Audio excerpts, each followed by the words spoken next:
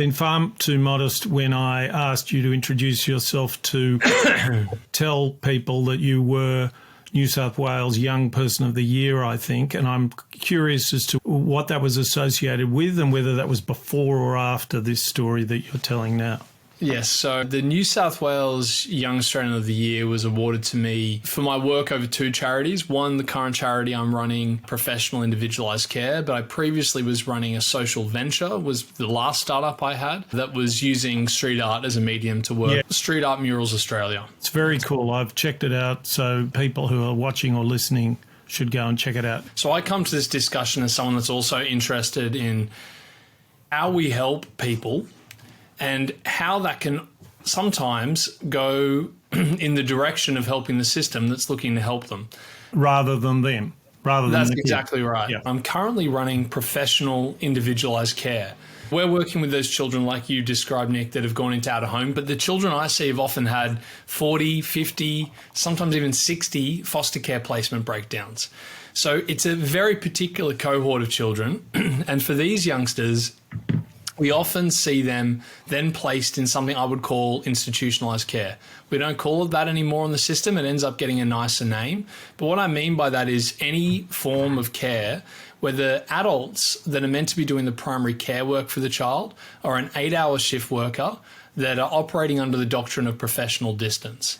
So I look for children that are in that environment and I try and place them, or my team and I try and place them with a professional therapeutic carer.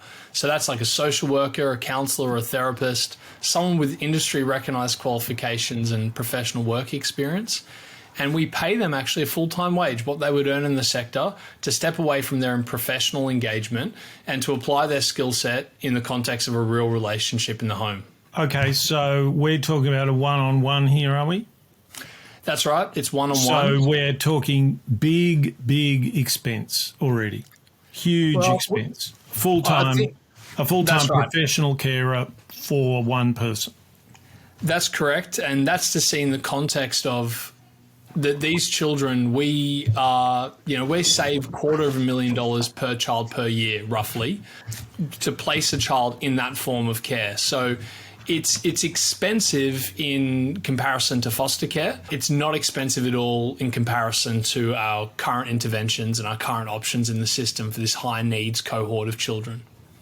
Yeah, exactly. The service that we got involved in at the Australian Centre for Social Innovation, called Family by Family, was expensive when you sort of first looked at it. But then when you compared it to alternatives, it was a real bargain, it seemed to us. And it sounds like you have a similar view. I think there's two things people often think about is often when we're saying it's cheaper in the long run. And that's an absolute given to me. If we can get these kids engaged in, education, employment, not in our prison system, not in the health system, unless, when necessary, that's obviously a downstream saving. But What's really important to recognize when we're speaking about those figures of a couple $100,000 cheaper, that's not a future projected saving. That's a here and now saving in the current budgets in the current financial year.